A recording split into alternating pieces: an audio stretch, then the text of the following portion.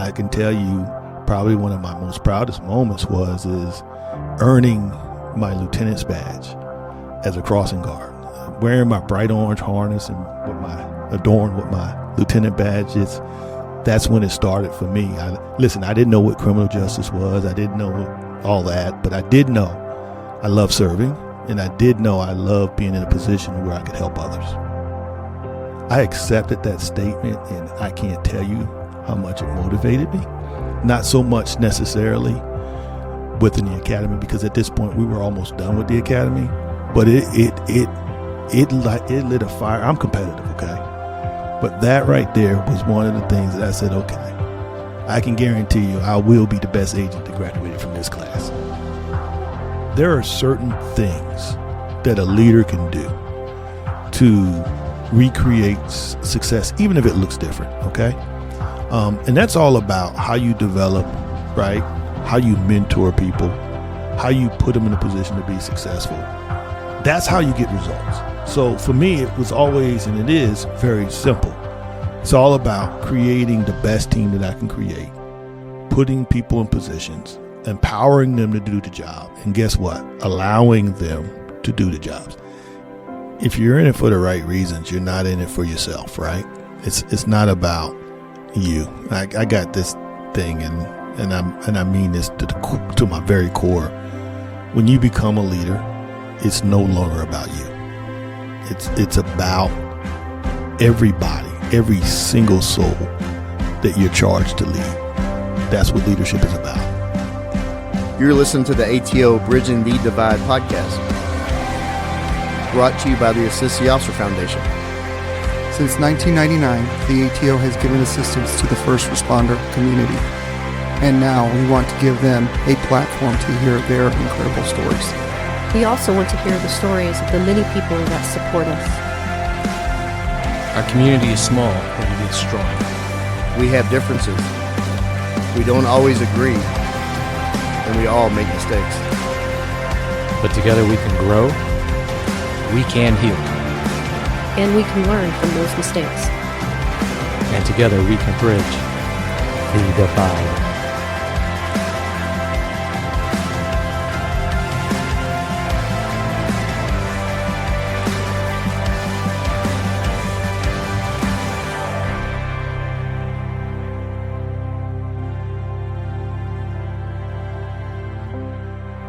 Each time a man stands up for an ideal, or acts to improve the lot of others, or strikes out against injustice, he sends forth a tiny ripple of hope, and crossing each other from a million different centers of energy and daring. Those ripples build a current that can sweep down the mightiest of walls of oppression and resistance. Robert F. Kennedy. Growing into a true leader involves developing key qualities like self-awareness, integrity, and communication skills, while also fostering a growth mindset and building strong relationships. It's about continuous learning, seeking feedback, and empowering others, while leading by example and demonstrating resilience. Ultimately, a true leader inspires, motivates, and fosters innovation within their team. Today's guest says that once you become a leader, it's not about you anymore. Not everyone embraces the idea of being a leader, whether it's a formal title or being a natural informal leader that has the respect of many without that title or rank.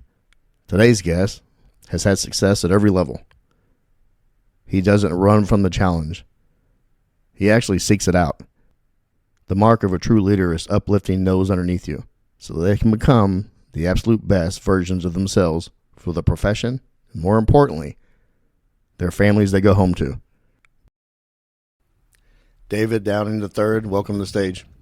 Thank you. Thank you for having me. Welcome to Dallas. We have another familiar voice as a co-host, Margaret Bedoya. She's fresh off her episode, and she is back to Dallas. Her and David are going to be teaching some of our new deputy chiefs the next couple of days, and the majors and the leadership courses. Margaret, thanks for being back. No, thanks for having me. Kent's here. Oh, thanks for having me too. Yeah, Joe. we haven't fired you. You're on the performance plan, but we haven't fired you. I'm working. Yeah, on you're it. not fired yet. we got a lot to get to. Chief Como speaks very highly of both of you, and that's how we met. And I'm just happy that y'all actually are coming and teaching our new leaders and our longtime leaders here in Dallas some things you have picked up. Both of y'all have picked up over the years on leadership. So it's really impressive, and it's refreshing that that Chief is putting y'all on. And for one, I'm happy y'all are coming back to Dallas on the regular. But it's nice to see that he is investing into his leadership, because everybody underneath him, he's wanting to make better.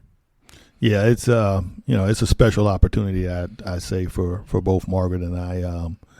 We're passionate about leadership, and kind of the selfish thing is every time we do this, we walk away with a lot of kernels of knowledge, more than we came with. And just the sheer fact that there'll be a lot of knowledge sitting at the table, and our way of doing things is not your traditional way in terms of teaching. It's a lot of discussion-based type of things that we do. No, I wish one of these days maybe I can get to be a fly on the wall in one of these classes. I'd love to. I'm not a rank or a leader, but I would love to sit in and see how this is done. Well, I'll stop you right there. You're a leader. That's Well, what we I start appreciate at. it. Everybody has the ability, and everybody is called to lead. It's just the fact of, do you want to lead? We got a long journey to go on, but I want to start at the top. Can you talk about where you grew up and home life? Yeah, I'll be happy to. So I was born in Trenton, New Jersey, many years ago now. I lived in Trenton, New Jersey, and to the point that I went to kindergarten. And it was around that time that my mother and my father divorced. Unfortunately, right. My father had a really bad, terrible problem with alcohol.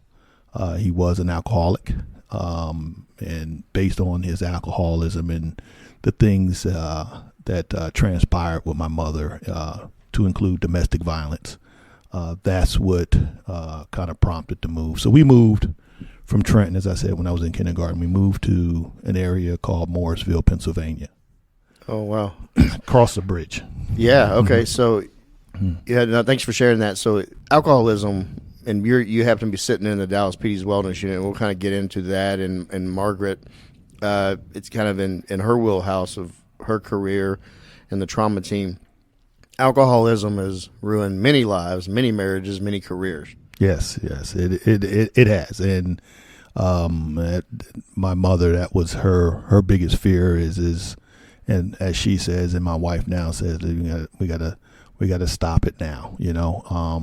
It wreaked havoc on our life. When I say our life, my mother and my brother. I have a brother who's 7 years older than me, and my mother. We moved, maybe, as I said, in Morrisville. It's probably about a 20-minute drive from Trenton, New Jersey, over a bridge that they call Trenton Makes the World Take. Okay. So we moved there at kindergarten age, and my mother and I and my brother, we moved into a one-bedroom apartment. For the time that I was in the kindergarten to the 6th grade, my mother slept on a couch, and my brother and I shared the one bedroom that we had, and we slept together until he went off and went to the military. And it was just you and Mom after that? Yes, just me and Mom. We stayed there for a little bit longer, and then we moved again to a place called Plainsboro, New Jersey. Very rural at the time, so it was a big difference from Trenton and Morrisville to Plainsboro. And I did a year, actually 2 years in Plainsboro before ultimately I did a short time in Newark, New Jersey. And at that time, she got out of the relationship because of the alcohol abuse and the physical abuse. Did she not remarry during that point of y'all growing up when your brother left? Not then. She dated one guy, but I don't think he was a good suitor. At least that's what I told her anyway. Yeah. So no, she dated, but she never remarried then. But ultimately, we did move away, and I finally settled into a town in northern Florida called Monticello, Florida, and that's where I went to high school at Monticello, Florida. And you got into sports. That's where. Well, if I backtrack, I say I got into sports and athletics when my mom divorced. That was my happy place from the time that I was in the first grade. I've always been active in athletics. And What drew you to it? Why was that your happy place? oh man, if I'm truthful, it was the coaching. When you don't have a father that lives with you, but you're a part of an organized team that requires practices that you're going to be around a male figure, that's huge, especially if you got the right male figure. And that's crucial for young kids, boys and girls. That there's so many kids that grow up in single parent homes, and they do not have a strong father figure. But then a lot of them go to the coaching. Yes. Because coaches they're the leader, and a lot of them can become father figures and guide. Absolutely. I can recall vividly every coach that I had from the time that, I played little league football all the way up until the point that I played 1 year of college football. Every one of them, and each one of them entered my life at a time that I actually needed them severely. It's amazing the impact that they can have, and each one is different. I remember probably when I was in the 7th grade, one of my first coaches, and he was also a teacher at the school. His name was Mr. Matuza, and he was aware of my family situation. And I remember him pulling me aside and said, "Hey, you got a lot of talent athletically. If you keep down this path and you nurture and you work hard, you'll be fine." I don't even know if he knew the seeds that he was sowing in me in that 5-minute conversation. I reflect back on it today, and I was, as they say, knee-high to a grasshopper around that time when we had that conversation. But it left an impression. Oh, no doubt. You're in Dallas, Texas, because of our leader and because of your leadership qualities. That's why you're here to make our department better and make our leaders, maybe give them some perspective. But it sounds like it started way back when you're knee-high to a grasshopper from coaches. Yes, it did. I mean, for me, sports is the basic term of what you do as it relates to athletics, right? But the bigger term, as I see it, is team. And it's all about, for me, being a part of the best team that I can be a part of. And fortunate for me, I played on some outstanding teams, and I've always looked to transfer that from an athletic standpoint to my professional life, and as well, my personal life as well. Yeah, the small team dynamics that come from being involved in sports at a younger age, or even through your adolescence all the way up, I think it correlates very, very easily to dealing with small group dynamics in your workplace. Absolutely. I remember in high school, there was a senior. Actually, he was a junior then when I was a freshman. His name is Jimmy Brookins. Jimmy Brookins wore number 14. When I became a freshman, I wore number 14 on the junior varsity because I wanted to be like Jimmy Brookins. Jimmy Brookins was and is a natural-born leader. And he doesn't even know how I feel about him today. And, the true leaders and the ones who leave that indelible stamp on you, you don't have to tell them. They just do what they do naturally. And I getting prepared to this, I was thinking about that, and I just had an opportunity to look him up. And what is he doing? Part of his life, he's coaching. Went to Valdosta State, All-American, just a great guy, and now a pastor, doing wonderful things. So shout out to Jimmy Brookins if you're listening. Shout out Jimmy Brookins. And it's so great to have true leaders, true natural leaders, and leaders that do it for the right reason, and it is to truly uplift people. Yeah, that's what it's about. That's what you should be doing. You should be doing. If you're a leader, it's all about uplifting, mentoring, and providing an opportunity for what I call the bench. Are you building the bench? Tell us about Troy State. That was 4 years of my life that I think shaped me tremendously. in a lot of ways. I went to Troy State in 1986, and I went there to play football. What position? That's a long story, but so I started off. I was recruited to go in and play strong safety. But for whatever the reason, when I got there, it was about the second or third day of practice. They moved me over to running back. I had never played running back in my life, so for whatever reason, I became a running back when I was in college, but never hit the field because I got redshirted most of all freshmen that came in at Troy. And at that time, we had a great team. We maybe 2 years before that won the national championship, won the Gulf South championship when I was there, and then won the national championship again a year or two after I stopped playing. That's fascinating. Correct me if I'm wrong. Is that DeMarcus Ware? Yes, yeah, DeMarcus Ware. Dallas Cowboy great DeMarcus Ware.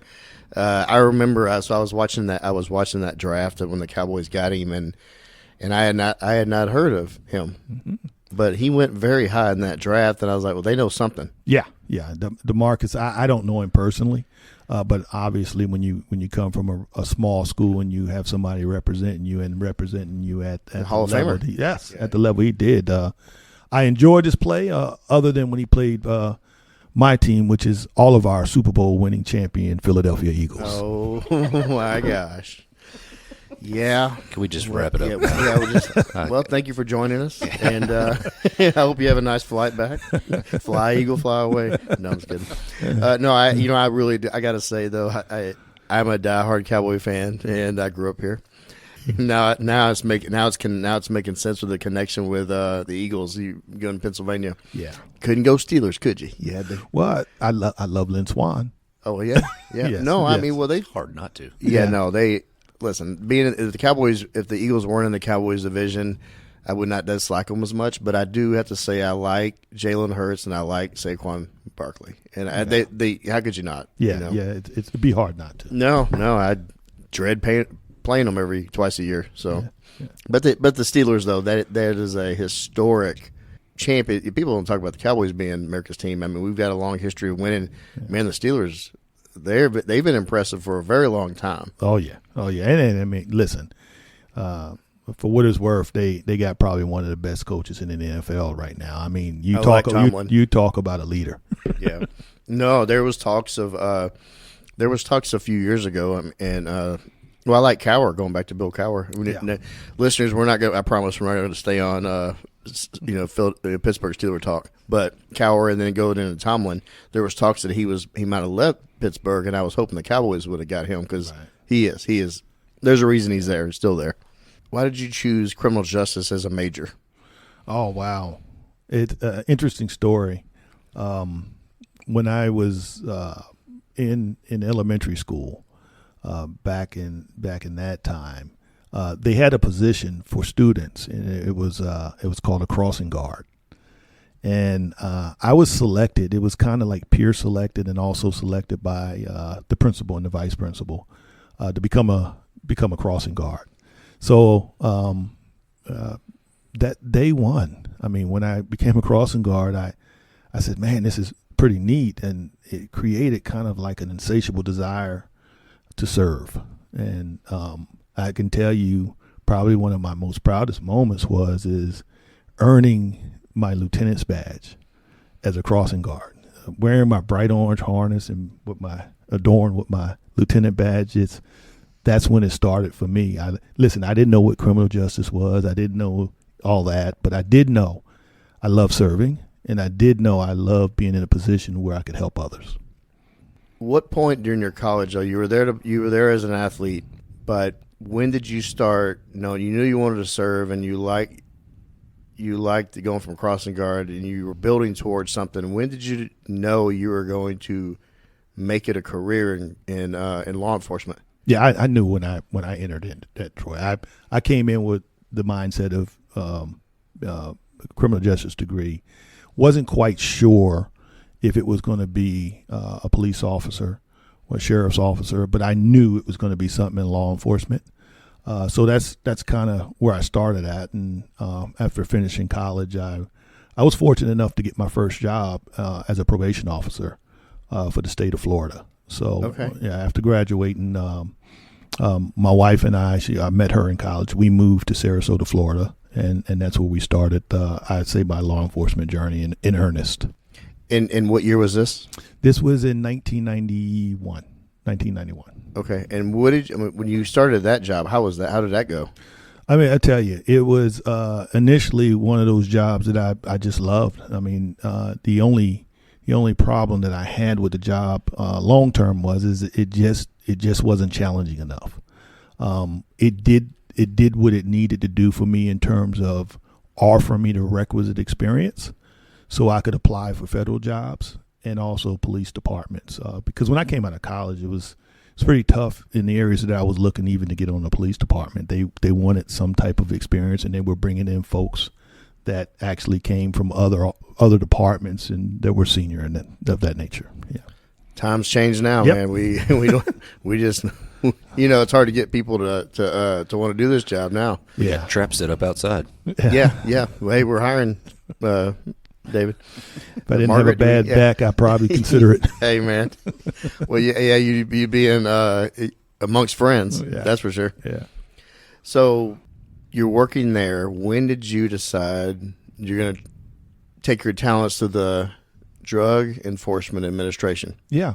So probably about a year after is when I started applying in earnest. I started doing research to figure out which agency it was that I was going to look to hire on. And right away, almost instantaneously, I got attracted with the DEA, or the Drug Enforcement Administration. I did some research and started reading some books, and because of my past history of where I came from, that agency was uniquely situated that I could give back in such a way that it's things that I've seen from my past in terms of drug abuse. So that was one of the things that kind of gave me the fever to try to pursue that as a career. Yeah, that's interesting. You really, everything a lot of things still go back to you as a child and what you were in your early life. Yeah, blessing and a curse, right? Yeah, well, Yeah. Well, there's a lot of people that grow up in certain circumstances and situations that there's always forks in the road, and you mentioned it earlier about these coaches, and each of these coaches played a role at a specific time in your life, and I would imagine you had many forks in the road. Yeah. That they kind of helped you take that right instead of the left. Yeah, absolutely. That, along with a mother who was absolutely dedicated to make sure that her two sons made it out. That helped. She was and she still is phenomenal. I mean, she worked 3 jobs, and so because she worked 3 jobs, I was that proverbial latchkey kid. What is your mother's name? Lucretia Brown. Yeah, she's a special one. So she raised us, and she didn't listen, man. She didn't put up with much. My brother was 7 years older than me, and she says, hey, I don't know where you're going, but when you graduate, you're getting out of here. True story.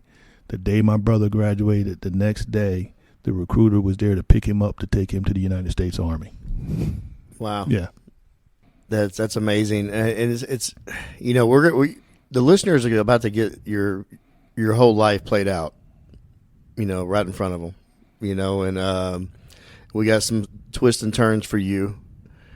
But you said you did research in the DEA, and it kind of like where you came from and where you started, it kind of helped make your decision. DEA was fairly new organization at the time. It was just 20 years old when you applied at that point. Yeah, it was. It definitely was. But also what attracted me is they are and were and still are a single mission agency. So it's if drugs is what you want to do in terms of a career, that's where you need to be. Now, if you have an inkling to investigate or look at different other violations, maybe other agencies will suit your needs. But for me, that's what my focus was. I'm always good at kind of narrowing in on what I want to do and just concentrate all my efforts. And then that's where DEA became particularly attractive to me. What was the hiring process like? Oh my God, it was. Listen, so when I hired on, or actually I should say when I first applied for DEA, I did so maybe a year or so after being with probation and parole. I went through the whole process. Okay, I went through the background. I went through an extensive background. I went through physical fitness tests. I went through a physical.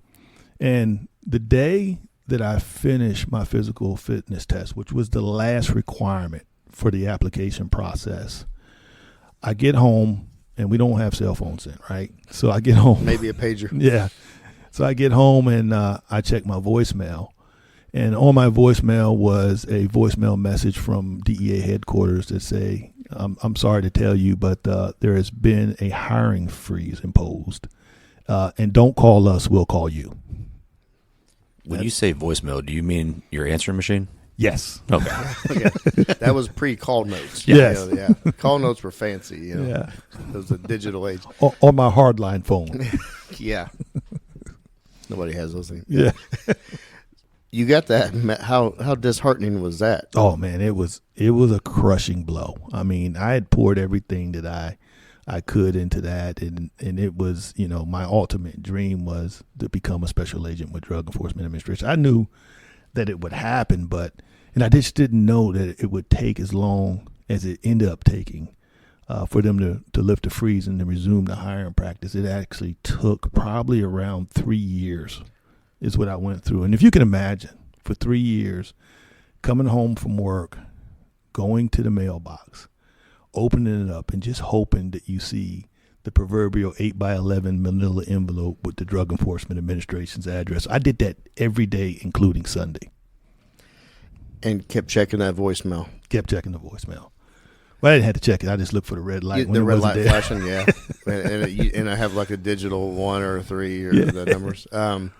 3 years. So you continued working in a probation for that long? Yeah. So I continued to work. And so at one point it was really hard to, you know, keep my spirits up, but I kept working. And eventually what I did is I got back into school and got in grad school and was pursuing a degree in public administration. And my wife and I around this time decided we wanted to try to buy our first house. So went to grad school. I picked up a part-time job at a homeless shelter and did my job as a probation officer. So I kept busy to kind of keep my mind grounded. Yeah, absolutely. No, absolutely. that makes sense. So once you finally got the call, can you tell us about that? Or you finally got the folder in the mail? No, so actually I did get a call. Okay. And it was an interesting call. It was just after I had registered for my last class to get my master's degree in public administration. I remember it as going into the office, a probation officer, and I got a call from headquarters, and they offered me the job, and they were like, "Hey, we resume hired, and we'd like to bring you back on, but we want to hire you as a GS7." Now, when the process originally started with me, they were going to hire me as a GS9. So I said, "Listen, I'm flattered. I appreciate it, but I'm not going to accept your job as a GS7, not when I have more experience and I just registered for my last class that I'm not going to be able to take because I'm going to take the job." So I hung up. They called me back 5 minutes later. I was like, thank God. Right, yeah. Man. I bet that was gut-wrenching. Oh, yeah. Yeah, they called back 5 minutes later, and they offered me the job with one condition. You got to be there in 2 weeks. Well, that was probably a no-brainer. Yeah, right? yeah. Oh, listen, I would have been there yesterday. Yeah. So you got into the academy. What was the? Let me ask you this, and I wish I would have asked Margaret this. What was the biggest challenge when you got there? Oh man, it was numerous challenges. Probably for me and a lot of the folks in my academy class. I think we were the second class to come into the academy after they lifted the freeze. Was it a large class? No, it was no hiding in that class. We graduated 18. It was very difficult to hide. It was challenging because we had instructors and we had counselors that had not participated in the academy environment, although they were assigned there for 3 years. So they were sitting there waiting with bated breath for us to come back. Yeah, no, I bet, especially the defensive tactics folks and the PT. Oh yeah. That ran you in the ground. So what was it that you had problems with? Well, I think the challenging part for me when I got there was just proving that I belong there.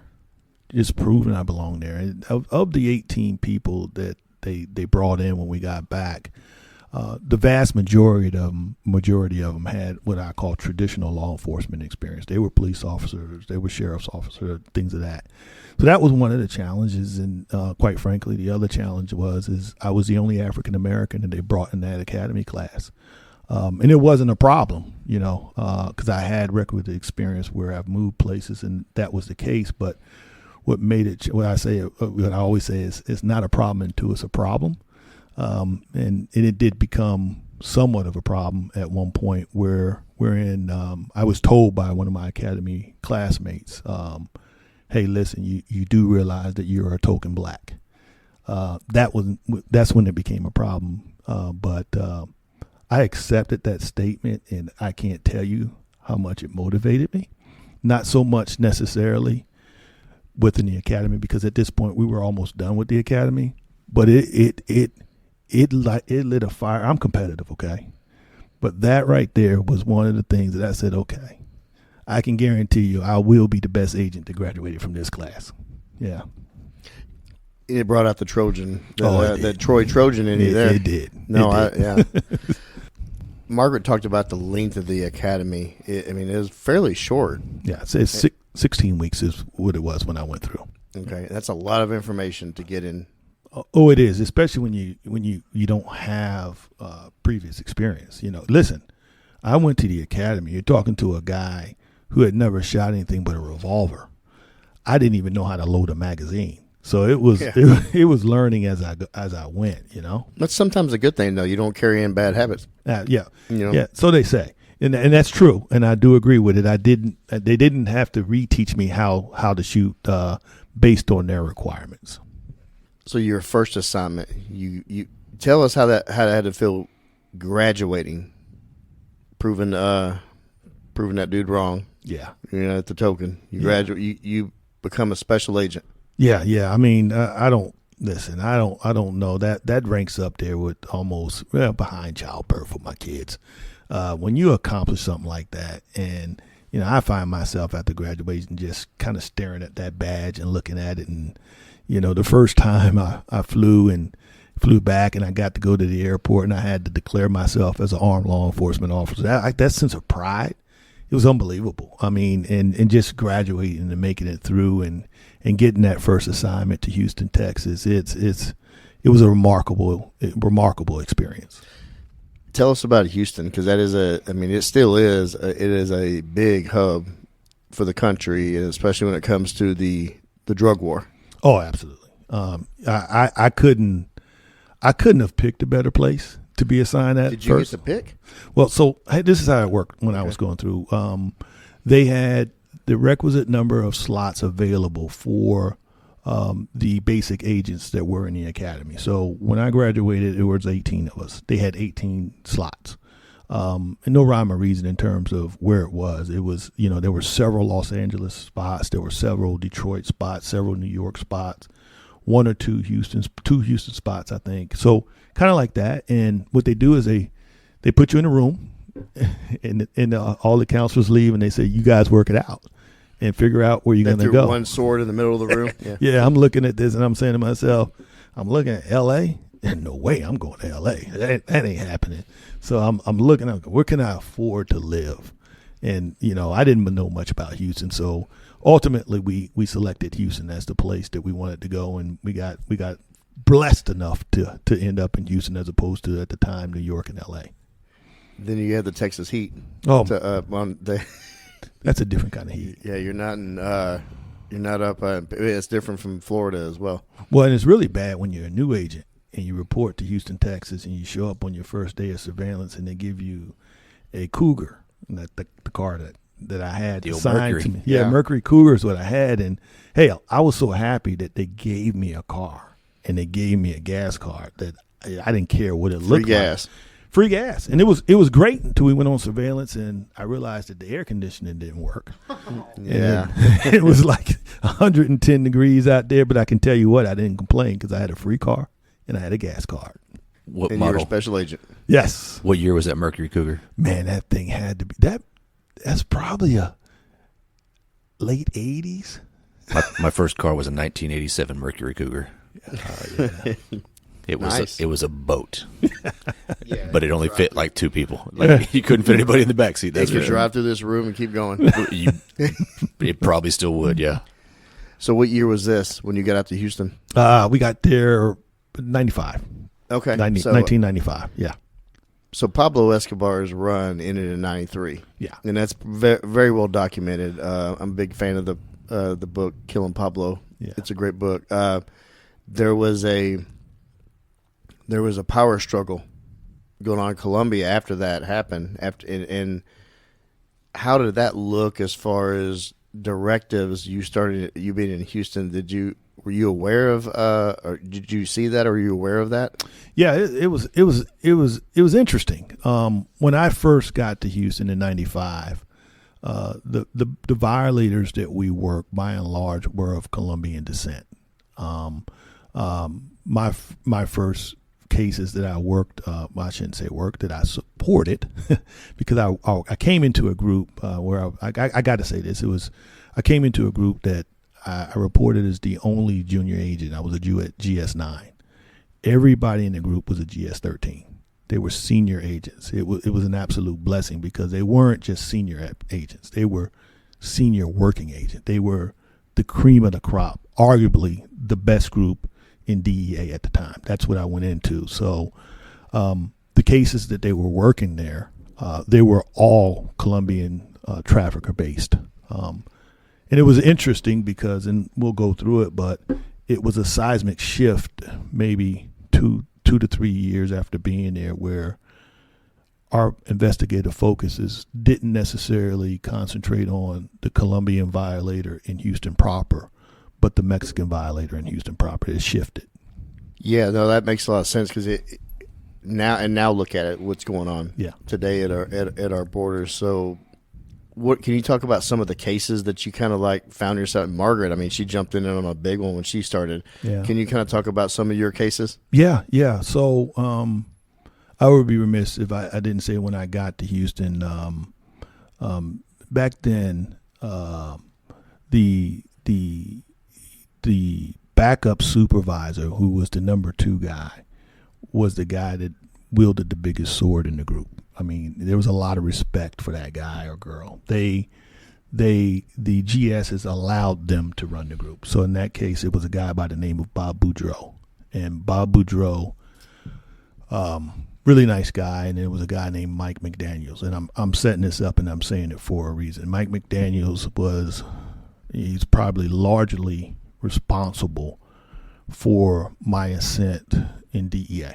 I got to the group and I went to Boudreaux, threw myself on the sword and said, listen, I want to learn how to write wires. Is there any way that I can learn how to do that? Being the man he was, he says, absolutely. The next day, Mike McDaniel says, hey, I heard you want to learn how to write wires. He says, come to my house tomorrow and bring your wife. And we went to his house, and my wife and his wife sat up and talked, and we were there for 13 hours, writing my first 60-page affidavit. So huge respect for Mr. Daniels and Mike McDaniels and Mr. Boudreaux for giving me that opportunity. And that's where it started for me in earnest, with the investigations that I worked on. What are some, like, as far as the types of, like, cocaine? Yeah. Sure. Can you talk about that? Oh, absolutely. So the first case that I worked, it was mostly back then, it was all cocaine. There were some marijuana cases, but by and large, we worked cocaine cases, and it was cocaine that obviously was coming from Colombia. And initially, it was being controlled as a transport by Colombian traffickers. Eventually, that changed, and it changed over where the Mexicans were doing the transport. So the first case that I worked was a case called Omar Lovato.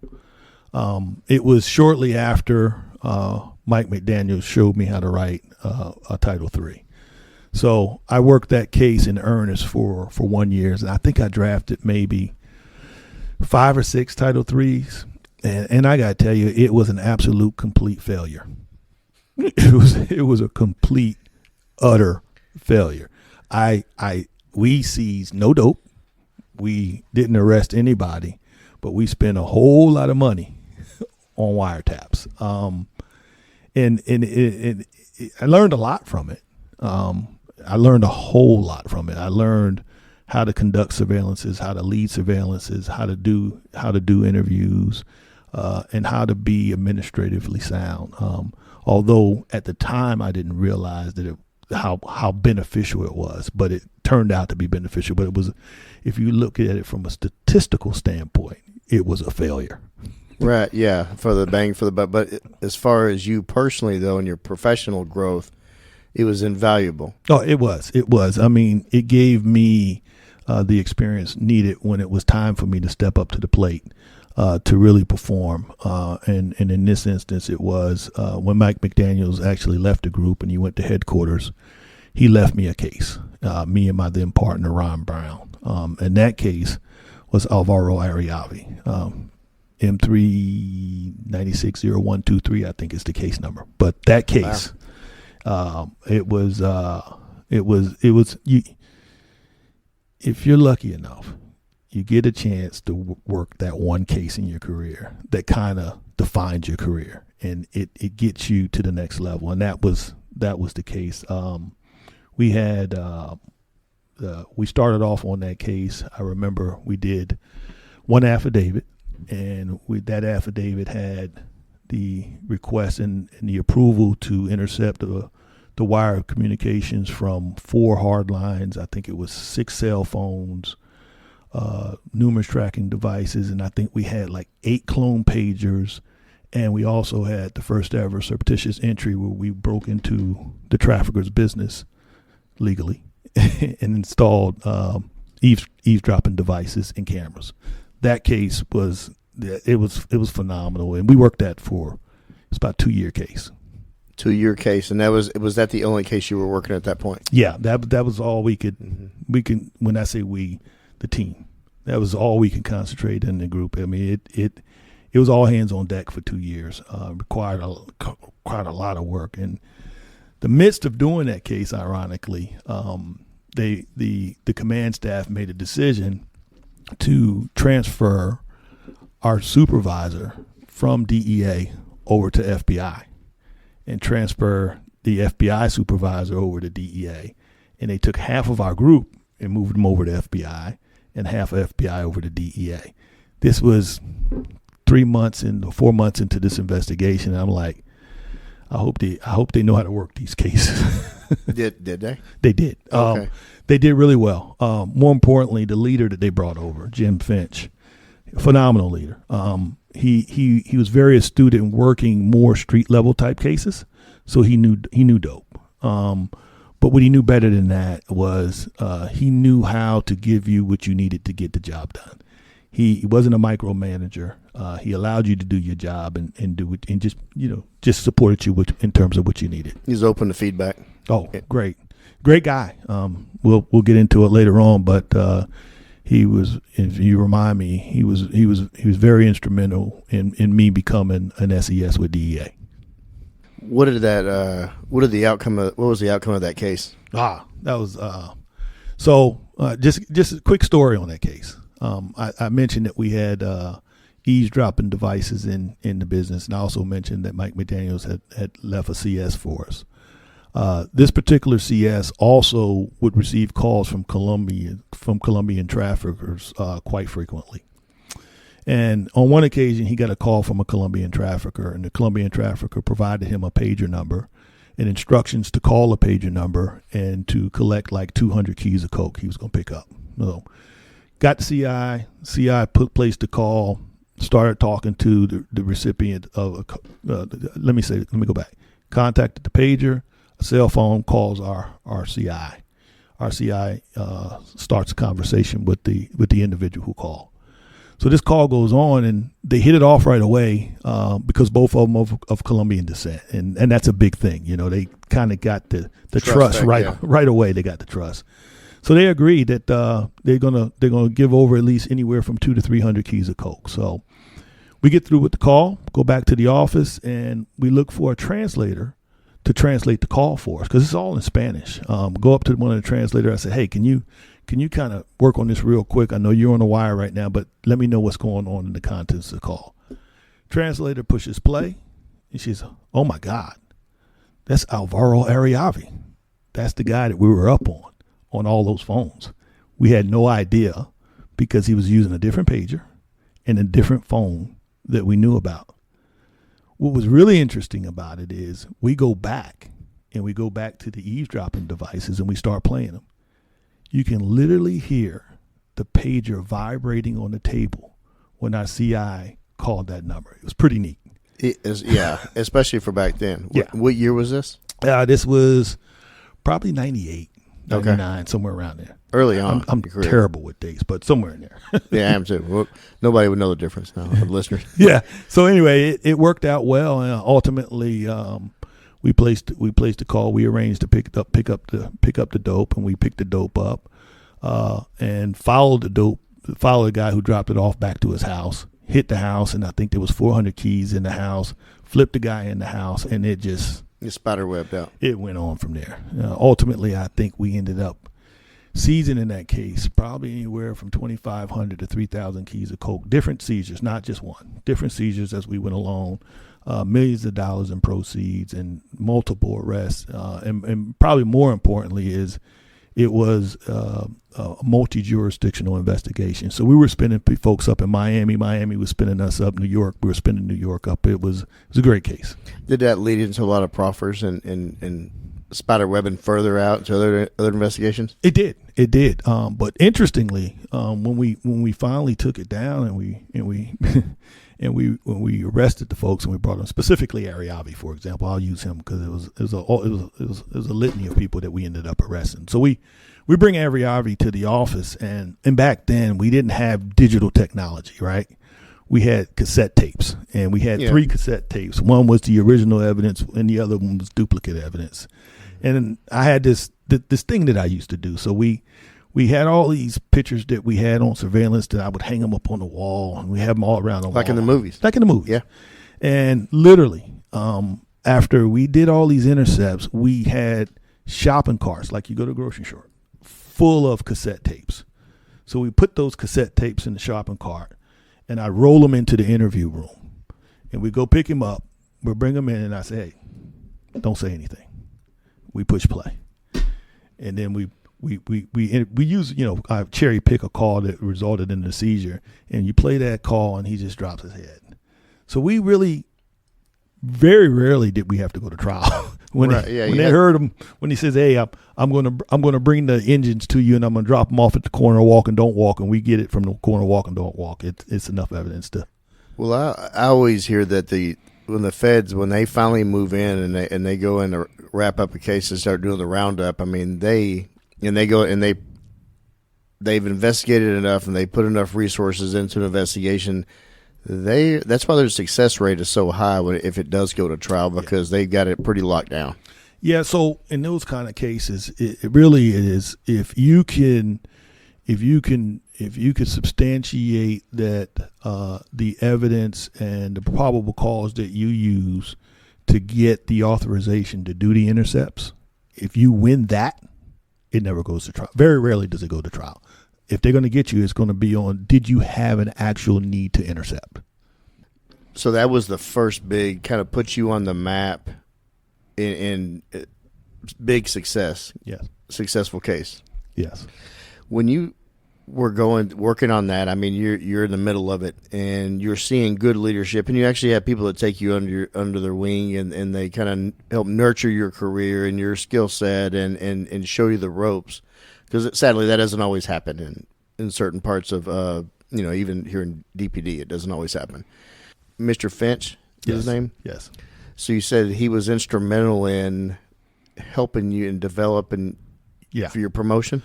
Yeah. So, and it's later down the road, but we worked together, Mr. Finch and I, for maybe 2 years, I think is what it ended up being. And needless to say, he had a very a great career with FBI. I mean, he really moved up through the ranks. And as time progressed, I would still call him. He was definitely, I considered him one of my mentors. What about his style? Oh my God. He was an awesome leader in the sense that his expectations were very high. He didn't meddle. As I say, he doesn't. I believe in this. He didn't micromanage, but he was micro engaged. So he always knew what was going on. He always kept up with what was going on. But rarely or never did he say, "Okay, this is the way I want you to run this case." His questions were more like, "What do you think is the best way to do it?" So things like that, and the fact that when you're working an investigation of that magnitude, you're going to have some blowback in different divisions and stuff. But he always handled it. He always supported us in a way that we needed to be supported. So that's why I say he's probably one of the best leaders that I've worked for. And as time would go on, he ended up getting real high in FBI. And when I started applying for jobs as an SES or senior executive service, I called him up for some advice, and I said, "Hey, there's some openings, and I'm going to put in for a lot of jobs. I'd like to know what you think about that." And we went through this whole thing, and he walked me through the process. And I said, "I'm going to also put in for LA. I'm interested in that." He said, "You're going to put in for LA?" I said, "Yeah, I'm going to put in for LA as well." And he says, "Okay." He says, "I'll talk to you later." Hung up the phone, went about my business, and I got a call back from him maybe a day later, and he says, "Hey, it's done." I said, "What do you mean it's done?" He said, you do realize that I worked with the administrator of DEA at FBI. I said, "What a small world, you know." Well, in people like that's connected like that, if he didn't believe in you, there wouldn't be no phone call. Well, absolutely, and I'm not going to say what he said to him. I'm flattered in terms of what he said, but undoubtedly, I know for a fact that's what swayed the decision. Of course, yeah. But he clearly recognized your hard work and your qualities. That it is okay to be rewarded for that. Yeah. And I only bring it up from the standpoint of how appreciative I am of what he did for me in a very competitive environment. So in 2014, you promoted to ASAC. Yes. Yeah. Okay. Can you talk about that? That was in the Little Rock District office, and can you describe the title ASAC? Yeah. So ASAC is Assistant Special Agent in Charge. It is one level away in most divisions from the Special Agent in Charge. And as an Assistant Special Agent in Charge, you will have the opportunity to actually work in the same division office with the SAC, or you'll have the opportunity to be Assistant Special Agent in Charge at what we call a standalone office. Both of them are equally challenging, but working in a standalone office is considered to be the epitome of the opportunity, because you don't have a SAC there, a special agent in charge. You are the lady or the guy over that office or that area. And that was at under the New Orleans Field Division? Yeah, that's correct. In that office, the Little Rock District Office oversaw the Fayetteville resident office, Fort Smith posted duty, as well as the Little Rock District Office. So it was three offices, probably about 80 to 90 personnel that you were responsible for over the whole state of Arkansas. Okay. And what was some of the biggest challenges? Because that's a big job. I mean, you're basically the SAC is the right hand. Yeah, it was. I tell you, it was the biggest challenge going into that job was I had up until that point had assignments or was requested to go different places to either fix something or to establish something. And in this case, I was asked to. I was selected for this position, and my predecessor was probably one of the best assistant special agents in charge in DEA, a guy by the name of Bill Bryant, who incidentally ended up being over the state police in Arkansas. So I'm coming behind this guy. You got big shoes to fit, yeah. Oh, I heard it every day. The biggest thing for me was the biggest challenge was to go in there and understand that everything didn't need to be touched. If it was going good, I didn't need to mess with it. I kind of got this saying. I said, every fire hydrant doesn't deserve to be pissed on to leave your scent.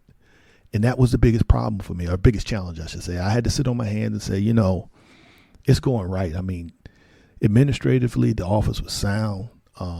They had great relationship with the state and locals.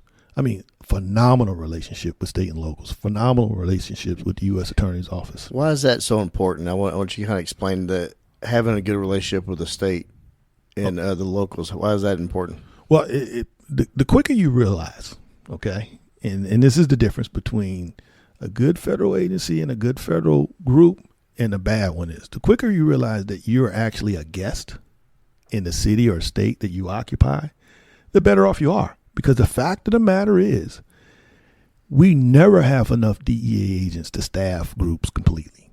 We depend on our state and local relationship and our state and local partners. That's the only way. That's the only way it works. Well, it's good as a leader to recognize that. Yeah. I mean, and the ones who don't, they don't last. They don't make it. Yeah. They don't move on up to say. No. So I was reading about some of like the 2015 case. It was a lot of the meth cases and a huge prescription pill initiative. Yeah. Can you talk about that? Yeah, absolutely. So the prescription pill initiative I can't take credit for that. It was the SAC of the Northern Field Division at the time. His name was Keith Brown. And Keith had a philosophy that I adopted, was that, listen, good ASACs, they generally do their job and they do what they need to do and what they're required to do. But great ASACs have to have an additional initiative along with their normal duties. So in this case, our initiative at the Little Rock District Office was to initiate and start 2 diversion-related cases. One of them, we focused on doctors, and the second we focused on a pharmacy. Okay, in this case, the doctors that we were targeting worked at a pain clinic that was literally right around the corner from our office. I mean, I could do surveillance by looking out my window or looking at the camera. I mean, it was pretty convenient. So we focused on that pain clinic. It was amazing. You get to the office, and I think the pain clinic opened at about 9:00 in the morning. I drive by to go to my office, and I look in the parking lot, be nobody there. Not a soul there. A little bit later, about 8:30, you see people coming up. By 9:00, there's so many patients wrapped around the building to go in to get the prescriptions. It was unbelievable.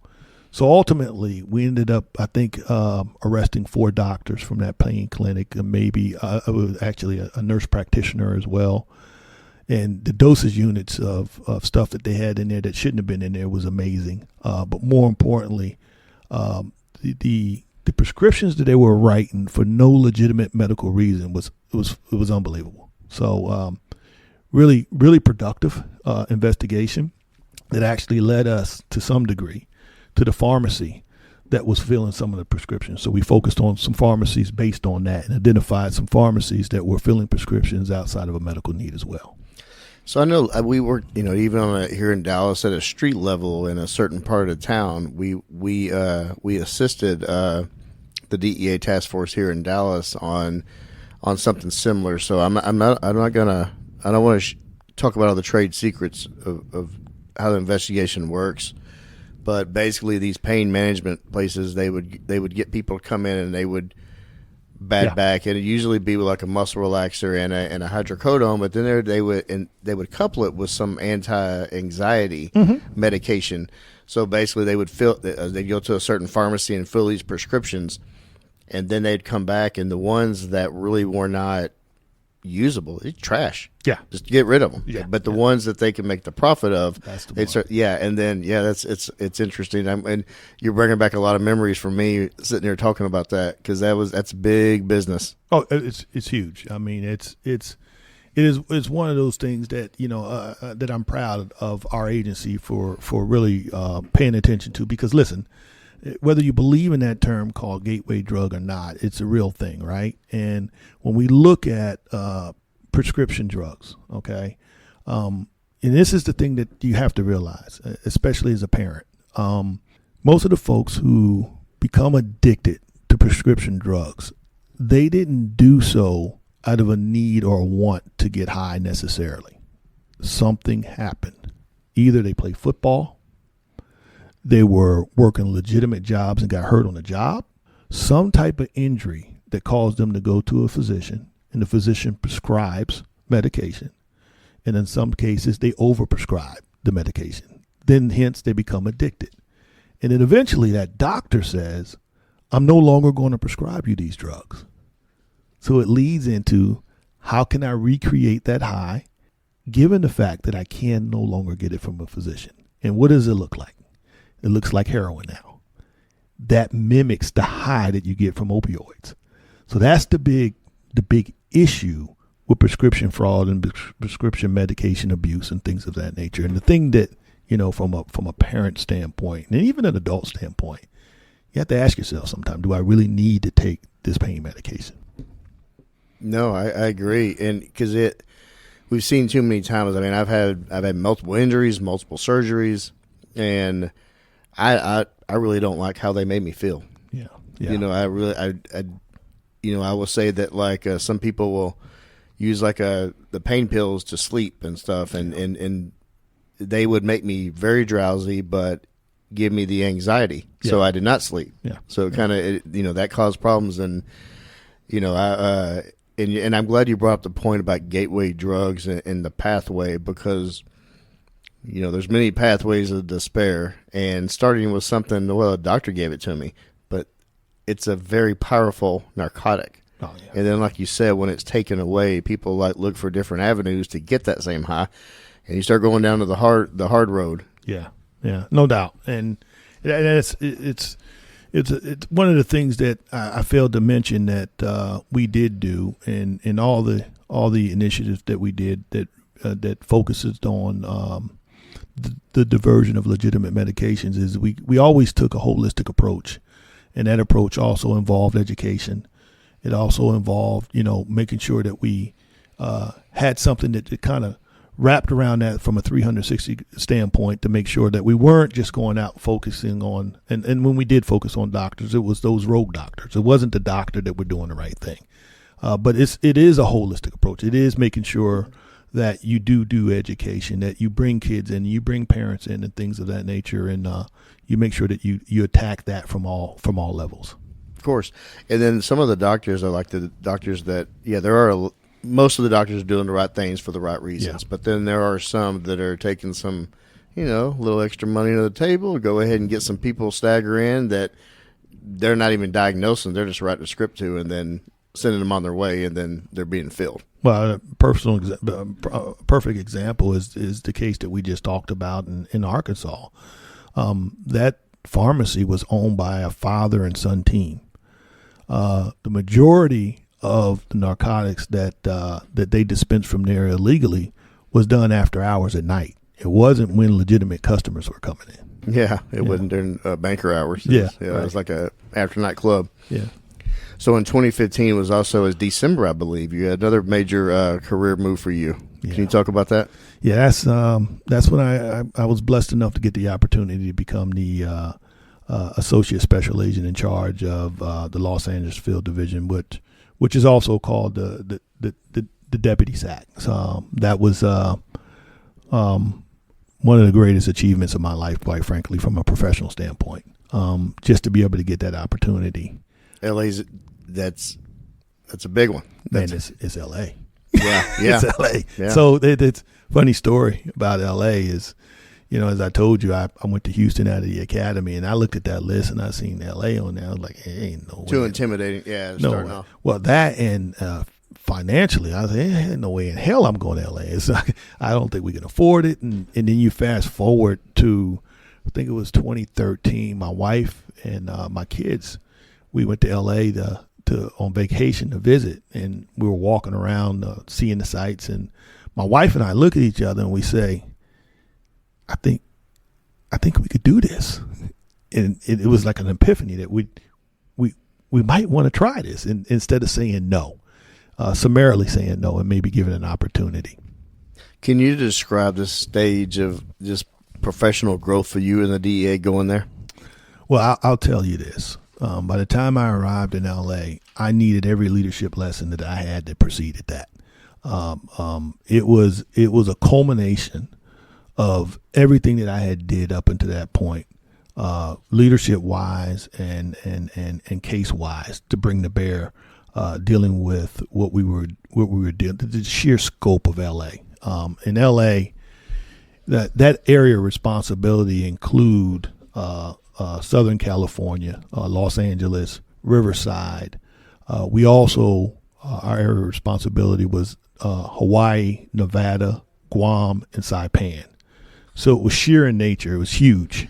Yeah, that's it's not just Beverly Hills. That No, just it's not. sounds overwhelming. I mean, not only is it California, it's like half the islands of the world too.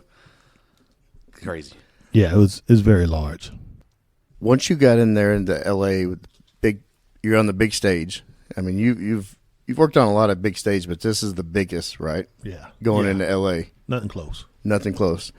Okay, from a leadership standpoint, though, you're at a much higher level. What did you look at it as far as like, okay, I've got to, and I know you have an approach where some things don't need to be changed or meddled in.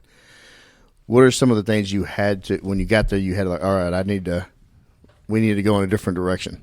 Well, the biggest challenge I had when I got there was hiring and retaining top talent. That was the toughest thing when I arrived in Los Angeles, and more importantly, when I ended up getting promoted from the number 2 job to the number 1 job in Los Angeles. That was the biggest challenge the division had at that time. We had supervisor positions that were vacant, and they were vacant for a long time, and we had folks that were occupying the positions in the acting capacity. So just imagine trying to get somebody or convince somebody to move to Los Angeles. A quick story: when I was leaving Little Rock, they gave me a going away celebration.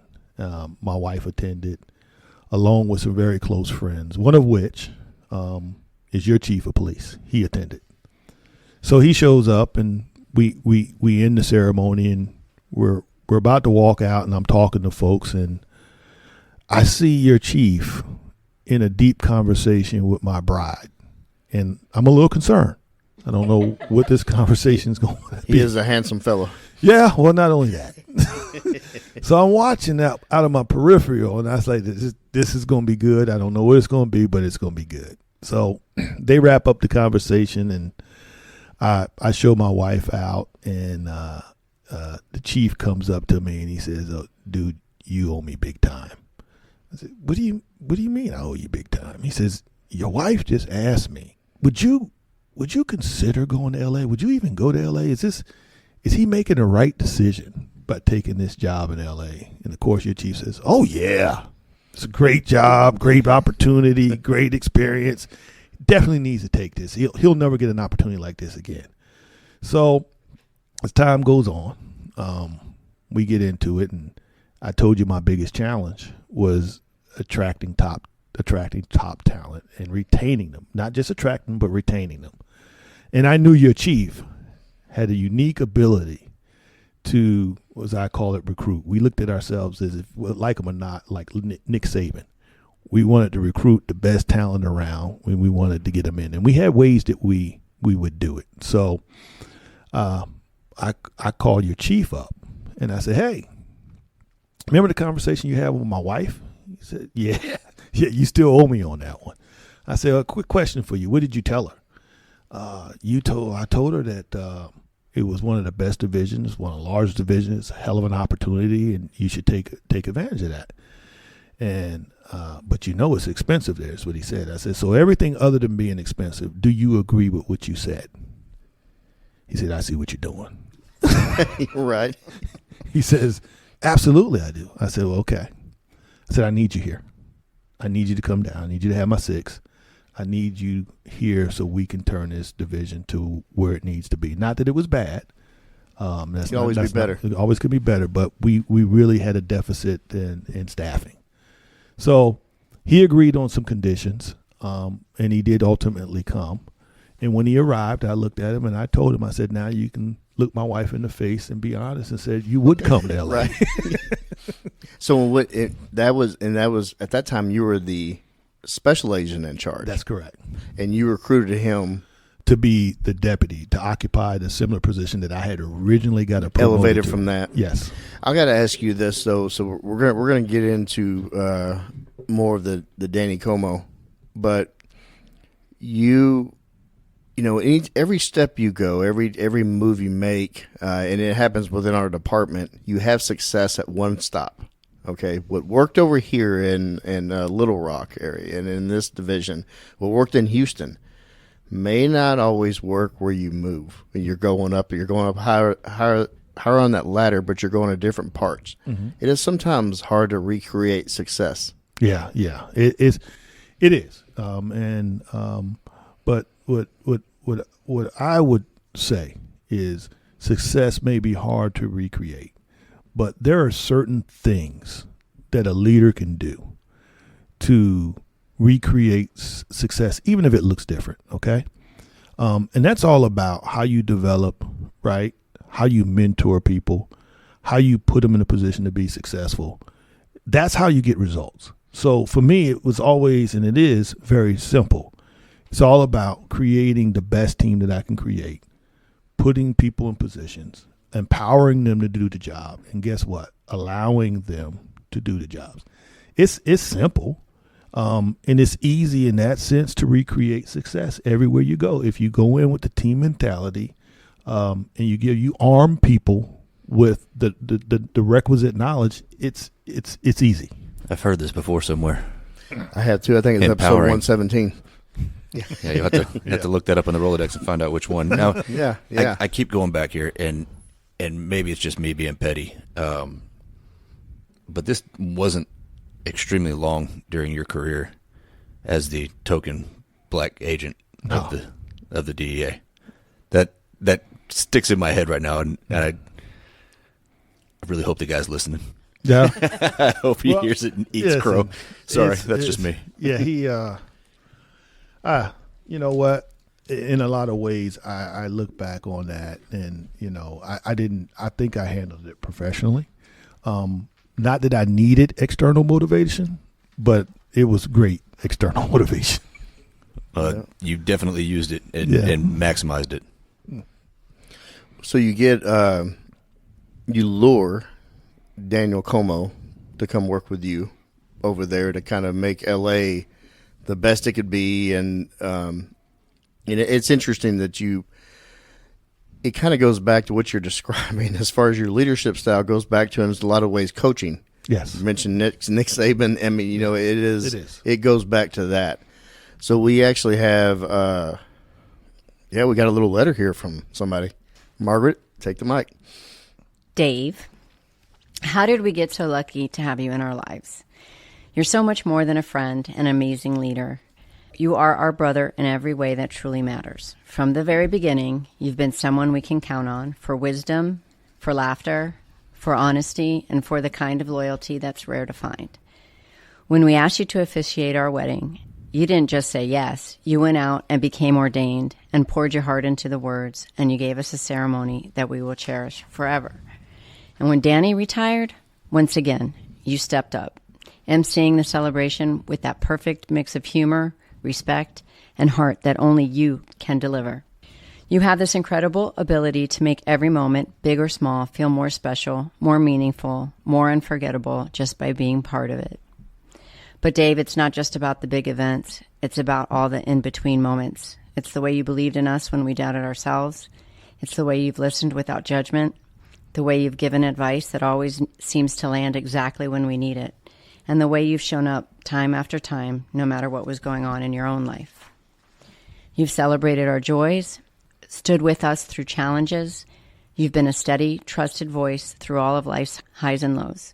You've given us laughter when we needed to lighten up, perspective when we needed clarity, and a gentle nudge when we needed to move forward. We love you, DD.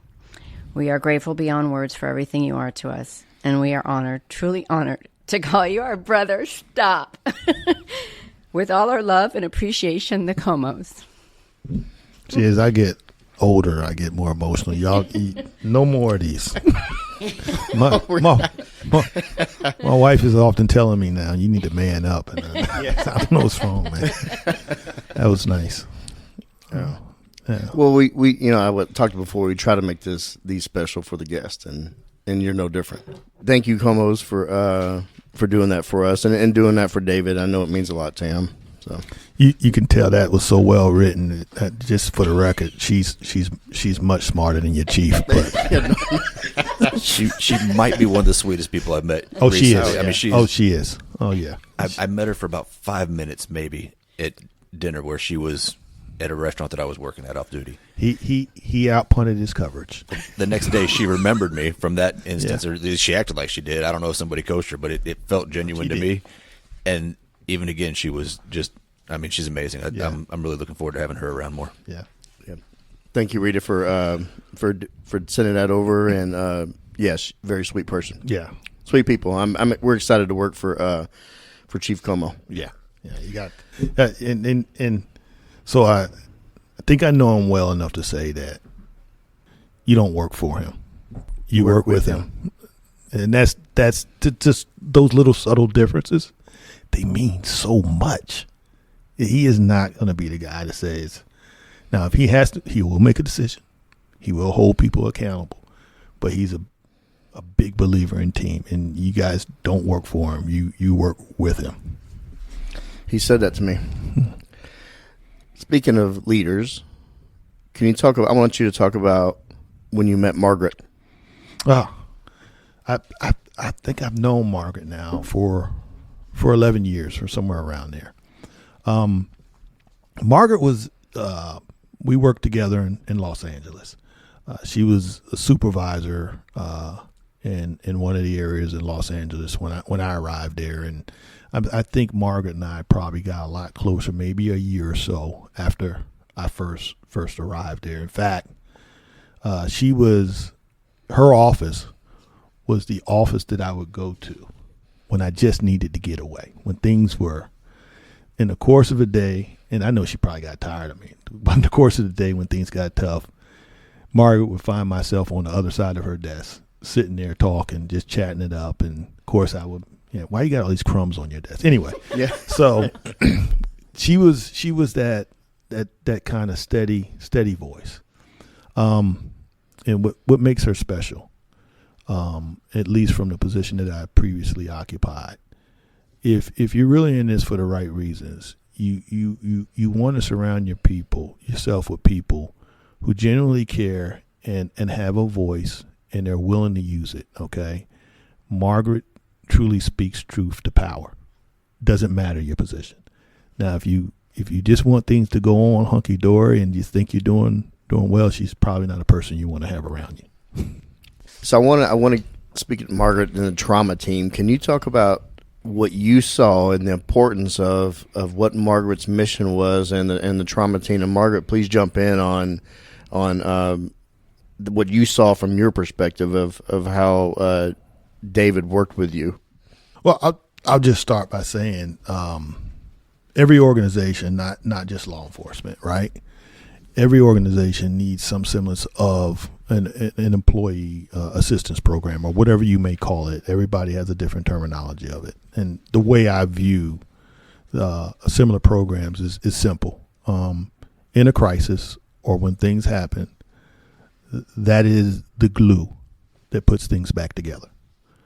Whether it's something severe in terms of a critical incident that involves a shooting, or something personal that you're going through. They all hold the same weight of gravity, and to have something in place to deal with that as it happens is absolutely essential. And you can almost be held, in my opinion, you should be held liable if you don't have something in place to deal with it. And I can go on about this because from the standpoint that I'm not sitting here today to tell you that I'm an expert in wellness and all that. In fact, I'm going to tell you that I'm not. But I can tell you I know how to surround myself with people who do it. And in the Los Angeles Field Division case, that was Margaret. She dealt with some incredible things there. And that truth to power thing, you got to have somebody who's willing to speak truth to power in that position, because things won't be going right sometime. You got to have somebody who is willing to come up to you and say, hey, listen, I know, David, you're thinking about doing it's wrong. We need to do it this way, and this is why. And Margaret, you spoke on that before. You talked about that, about he interacting with David and him being, he's the guy in charge. He's the chief. Yeah. And can you talk more about that? Sure. I mean, so I didn't know him very well at the time, but as we've spoken about before, I had been on trauma teams since 1995, and at that point, I was a much older, stronger advocate about using the trauma team, and a lot of experience, unfortunately, that I felt strongly about one incident, and it's a brief story. It was actually my first time that I actually talked to David about this. But we had a supervisor over at our HIDTA who was a task force officer supervisor. He worked for LA sheriffs, and I had gotten a call from a friend of mine that said, hey, did you hear that he lost his son in a car accident? And I said, no, I didn't know. And I honestly don't remember if you called me, David, or if I called you, but I remember where I was. I was sitting in a beauty salon getting my hair done. Mm-hmm. And I had, for the ladies, you're getting your highlights done. I had foils in my hair, and I'm starting to work the phone, and David and I speak, and he's the SAC, so I called him Mr. Downing. It took me a long time to stop calling him Mr. Downing. But he said, oh, I spoke to him. It's okay. He said he's fine. And I said, no. That's not what we say. I said, I will explain to you why later. But the specifics on this was that his son and daughter had been in a car accident up in Idaho, and the city that he was in, that the city where the body was, and the daughter was okay. They were, him and his wife, the sheriff supervisor, were about to head up that way. And I know we have an office with DEA there. So as trauma team hat is put on, so to speak, I wanted to use our resources there and deploy a trauma team to meet him, to help him meet with the state police to find out the circumstances and just help liaison with him. So I had a plan in mind, and I wanted to put it in motion. But what David did was he said, no. You tell me right now. You tell me right now what I did. And I'm thinking time-wise. I want to get the help there ready for when he arrives. I want to, deploy the trauma team, et cetera. And I stopped because I realized, oh my gosh, this is a new SAC. He doesn't know me. I don't know his experience with the trauma team. Okay, I'll tell you. Since you asked. Yeah, since you asked. When somebody, especially it's far away, and we have offices all around the world, I was like, we need to get help. We have to be proactive about this, and we need to get people to help, because he doesn't know what he's thinking right now. He just lost his only son. And he doesn't know if he's fine. He doesn't even know. He probably doesn't even remember the drive up there with his wife. So he heard me, and then after that, I think that started a different level of our relationship, because he called me then on out for the critical incidents that followed, and we set up kind of a chain of command where you would call your people out, and then I would call my people out, sort of a thing. So, yeah, it's one of my challenges. Okay, that I had when it came to that type of stuff is I was hyper focused and understood the need to engage physicians and get help when needed during the most grave incidents. And I hesitate by saying it or characterizing it like that. When you have the obvious, right? When you have a shooting, when someone is shot or we shoot someone, it's automatic. I want to make sure we get the necessary help we have out here. Where I failed miserably at is understanding that there are other levels that you also need assistance. Okay.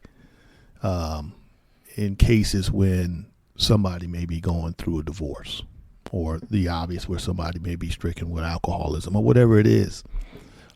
Those are not as obvious for whatever the reason. It wasn't for me. I'm just going to talk about it. It wasn't for me. I had to educate myself and get myself to the point where I understood that still requires a response. That requires response. And I got better with that, I think. Well, that speaks to your flexibility as a leader, as opposed to being rigid and no, this is, you were open to recognize it within yourself that this is not a strong point. Yeah. And something you needed to be maybe perhaps better at. Yeah, absolutely. I think most leaders probably want to hear the uncomfortable truths, but not all of them are capable of drawing it out of their people. Yeah. So having people that are comfortable enough with you to actually tell you the things that you're asking to hear that you don't always want to hear, like them telling you the things that they don't really want to tell you, that says a lot about you as a leader also. No, thank you. We also have I know you told me not to do any more, but I thought we were done with that. no, yeah, not yet, Mr. Downing. We have another letter. Margaret, would you help us out?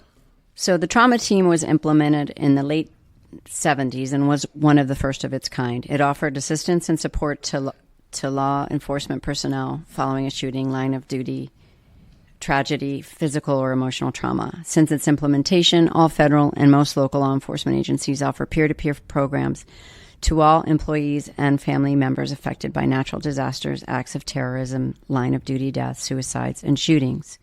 The objective of the program is to minimize psychological trauma that employees and their families may experience throughout their career in an attempt to accelerate recovery to abnormal events, many of which are unique to law enforcement.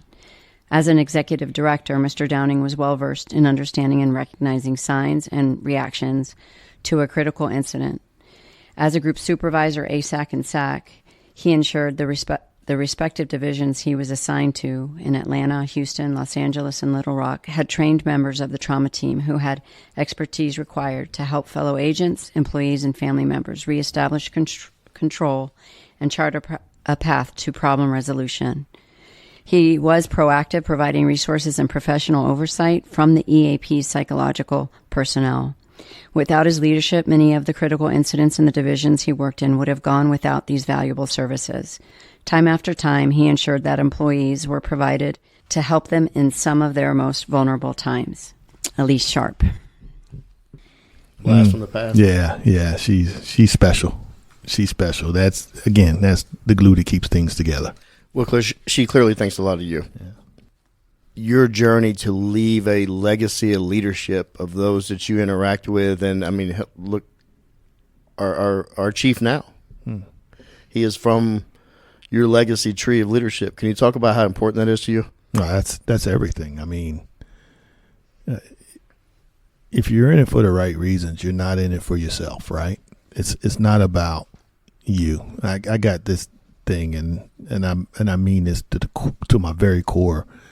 When you become a leader, it's no longer about you. It's about everybody, every single soul that you're charged to lead. That's what leadership is about. And for me, at least me personally, where I gain complete satisfaction is not personal achievements, but the achievements of all those that I've had the absolute pleasure to be a part of their lives and to be a part of their team. When I see a young man or a young lady who is a journeyman 13 agent and they become a 14 and they get promoted, I can't tell you how good that makes me feel. I can't tell you even to this day that I'm gone when I hear about the agents that were a part of our team in Los Angeles, and I'm telling you, we're representing pretty big right now in DEA.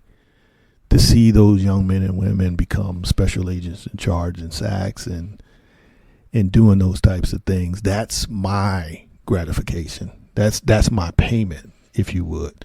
To see your team just foster and thrive and move on, and when you do it and it's done right, the real neat thing about it is at one time during that process, you were probably considered their mentor. Something happens when you do it right, and it shifts, and then you become mentored by them. That's the most gratifying thing that any leader can ever experience. It truly is planting trees you won't see the shade of. Yeah. So you think about that. That involves faith, I think, right? I think that when you look at that as selflessness, altruistic in nature, in the sense that you're looking at this from a perspective of, you should be looking at, I think, do you really need to actually see every single leadership moment that someone does? Or can you be equally satisfied to see the end results? And the end results look like a well-functioning team where you have folks that hold each other accountable, and everybody wants the team to succeed at the fear of letting their teammate down. Perfectly put. As a leader, and the higher you, and I'm not telling you anything that you don't already know. The higher you go up, the view expands, and the responsibilities broaden. So as a leader, people have to go do their job, and as a leader, you have to put people in harm's way sometimes. Wow, let me tell you something. There's not a heavy is the head that wears the crown.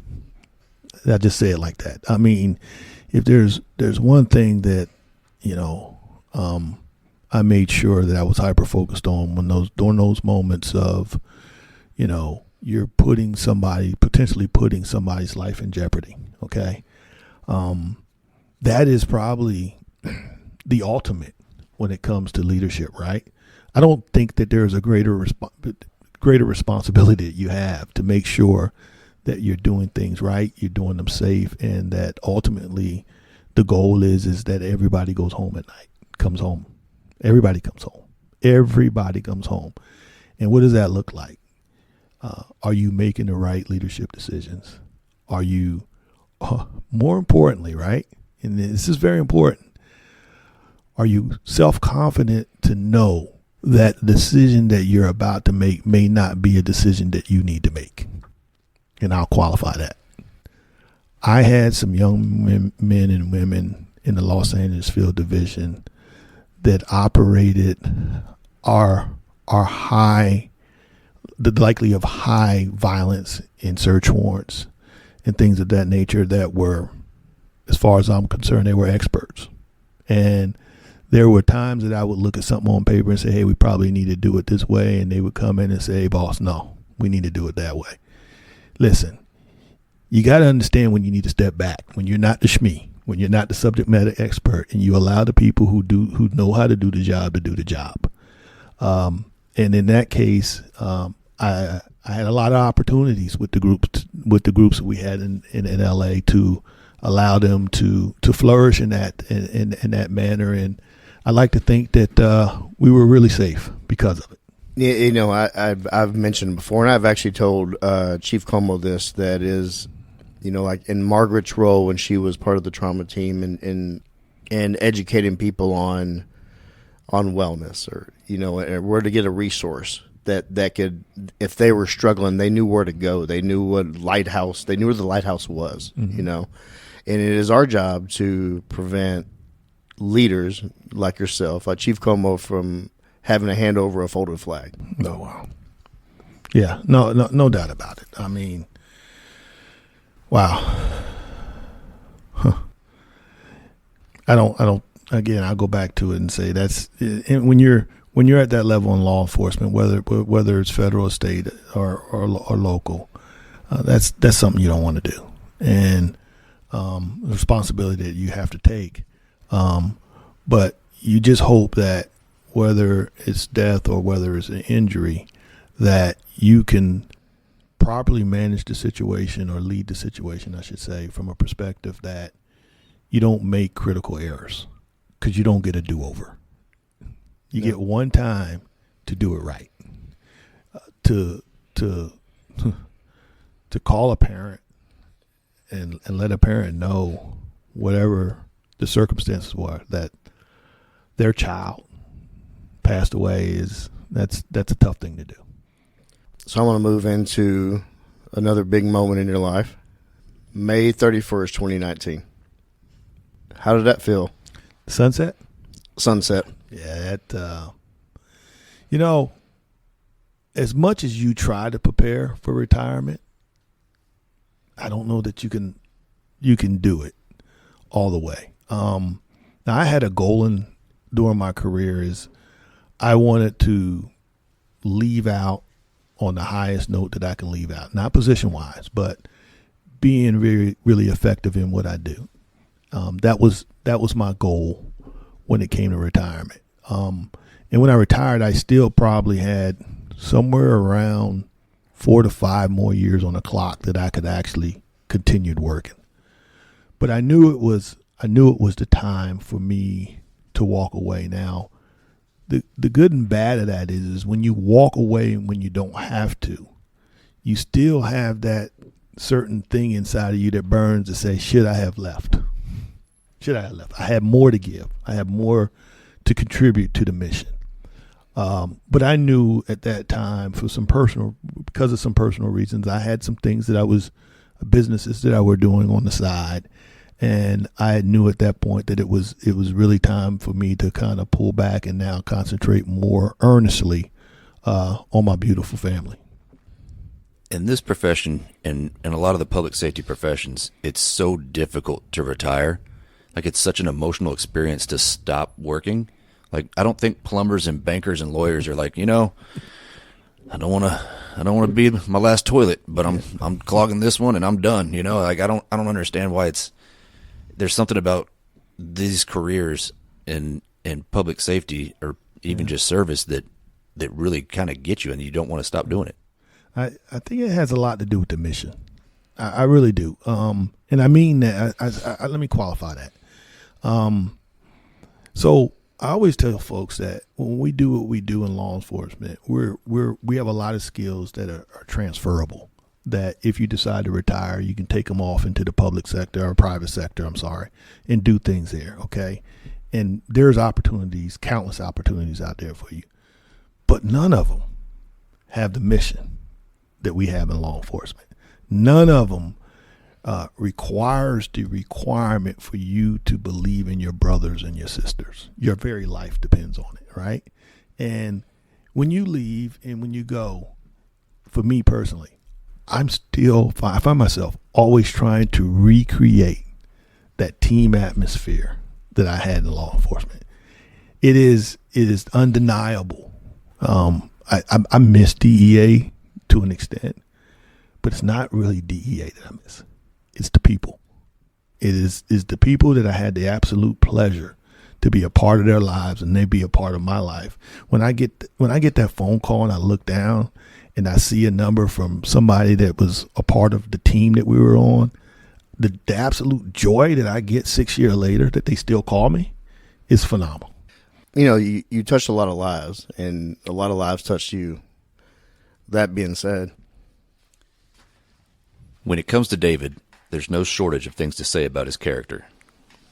35 years ago, he made a life-altering decision to give his time, love, and guidance to a 6-year-old boy who needed a father. That single act speaks volumes about the man he is. His words of encouragement have never been forgotten. His advice, always steady, heartfelt, and wise, like a compass pointing true north. Over the years, David has been a rock, a steady presence. He didn't just speak love, he showed it with action, with integrity. He has protected, provided, and continues to pour wisdom into every moment.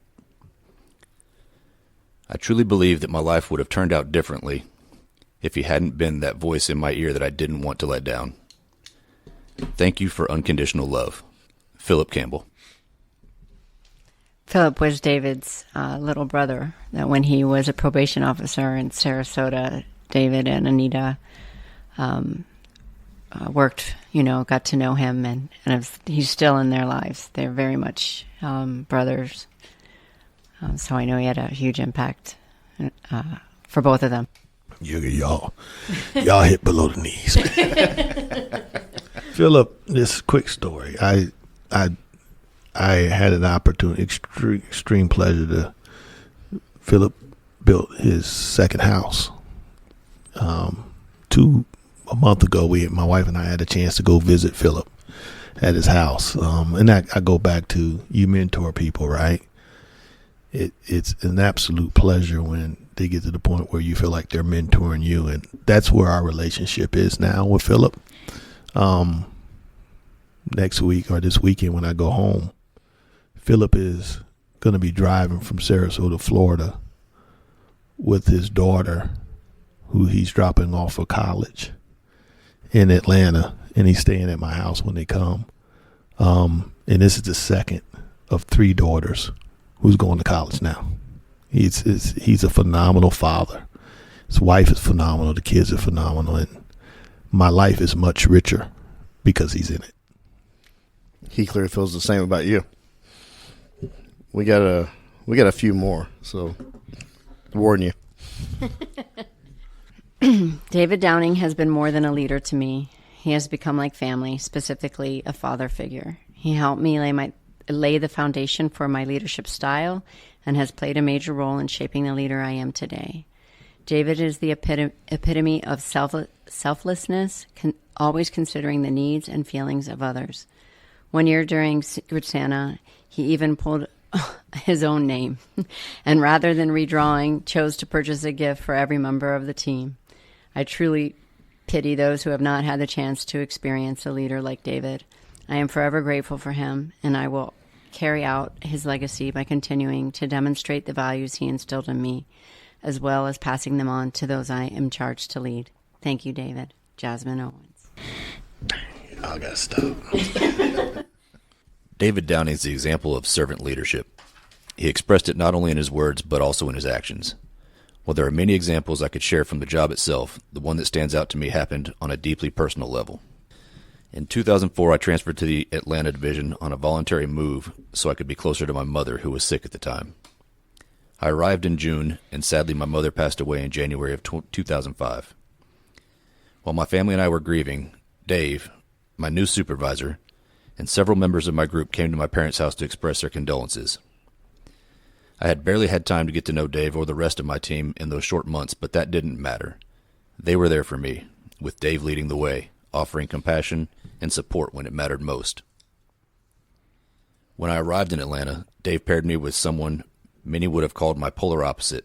Like me, he was from Georgia, but his thick southern accent made him sound like he was from the deep south rather than the Atlanta metro area. He also had the memorable habit of dipping and spitting into trash cans or empty soda bottles. Later, I was paired with another partner, an exceptionally talented and thoughtful agent, but with a personality a bit more like Eeyore from Winnie the Pooh. I say that endearingly, in case he ever reads this. It was a 3-person partnership.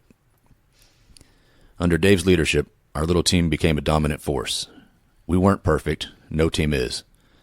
But Dave never led through yelling or intimidation. Instead, he used influence. He created an environment where we had autonomy, felt heard, and were comfortable offering feedback, suggestions, or alternative ideas. He held us accountable and provided that appropriate level of correction when needed. Our group developed a genuine connection that has endured to this day. Years later, in 2023, when my father passed away, Dave, his wife, and my 2 former partners came to the funeral home and sat with me for a long time. We laughed and shared stories as we reminisced about old times. I could share countless work-related examples of Dave's leadership, but the empathy he showed for me and my family during some of the most difficult days is something I will never forget. More importantly, it's a standard I've carried with me throughout my own leadership journey. Proof that servant leadership is as much about compassion as it is about results. Take care, Denise Foster. Denise she's actually a retired SAC out of Puerto Rico. When I talk about the ultimate pleasure is when the mentor becomes the mentee. She called me up and we were having a conversation one day, and we were talking about something, and it was obvious that it was a challenge that she was facing and she needed some advice on it. So I set out to give her my wisdom and my advice. Halfway through it, she stops me and she says, listen, I don't want you to tell me what to do. I want you to walk me down the path based on my own experiences and knowledge and arrive at my own decision based on those things. In other words, David, I want you to coach me through this. It was mind blowing. I was like, okay. It sounds little and subtle, but it shifted kind of what I do. In fact, when I talk to her now, when we're talking about something, I said, are you asking me for advice or do you want me to just listen? That's Denise. Again, learning. Yeah. Learning. Yeah. We have another letter here from something that's it's a little different than the other ones, but I think it's impactful and it shows who you are as a person outside of the realm of law enforcement and actually leadership, but it shows more of the human side. Mr. David has played a big role in my life and my recovery. I was in the drug court program from 2020 to 2023 in Fayette County. During this time, I also started at Zaxby's. One of the owners was very involved in the program and in everyone's recovery since he was in the DEA. Mr. David gave me plenty of talks and words of wisdom, along with holding me accountable to my recovery. He was always there if I was struggling to stay sober. He would always say he believes in me. I never wanted to disappoint him, so I pushed to stay sober and get through the program, in which I did. I'm now 5 years sober, and one of the main people I can thank is Mr. David for being a big part in my recovery. Gracelyn E. Waller. She's one of our best GMs at our Zaxby's. In fact, we're going, I think next month she's getting married. We're going to her wedding. We're almost done with these, but you're looking at me like you want to punch me right now. Yeah, I thought it was I thought we agreed on one. Yeah, no, yeah, don't worry, we'll edit all these out. Just kidding. So I do want to shift gears though from, we'll go back to some things, but the leadership trainings. Mm-hmm. I want you to talk about the important work, and the reason you're here in Dallas right now. You're not just to be on a little podcast nobody listens to, but it's to make our leaders better and waking up and leveling up. Mm-hmm. Yeah. So Margaret and I started this in earnest after DEA. We did it in DEA. Well, she did it in DEA after DEA for some time now, and I'm just blessed to be a part of. Again, we talk about team and partnership, but having a team and a partnership with Margaret. I'm just the guy to carry the paperwork. She devised this whole program, and I believe that we come into these things and we're really tense and stressed out before we start, and then when we leave, we're dead tired, emotionally drained, but have such a sense of accomplishment when we leave that we hopefully, if done right, imparted some degree of leadership tools that folks can use to kind of fortify their leadership practices. And that's kind of the goal on it, I think what makes us different as a team, specifically Margaret, it's not your normal thing, right? And I think that's where when we do this with the chiefs and they sit down, they come into this thing probably thinking, oh God, it's going to be death by PowerPoints, and we're going to be sitting here and somebody's going to speak to us as opposed to speaking with us. And our approach is a little bit different, and it's facilitating a conversation and engaging folks based on their experiences, right? And bringing all these experiences to the table at one time, and hopefully walking away with a better understanding of maybe how to accomplish certain things. And the ultimate goal, though, is to make sure that we fortify team alignment, and that's what we're here for. We're here to make sure that. And sometimes you think things are fine, right?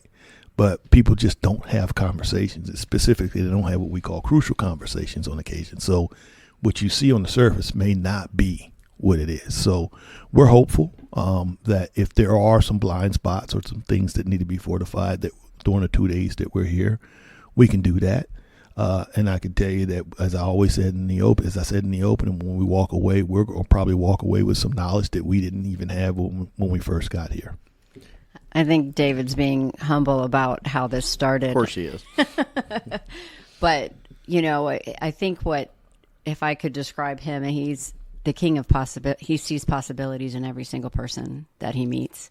He doesn't see you just as you are. He sees you and where you could be. And I didn't know that at the time when I met him, and he pushed me to do the leadership training. And as I shared in our last talk, he took me out of my supervisory position and had me doing it.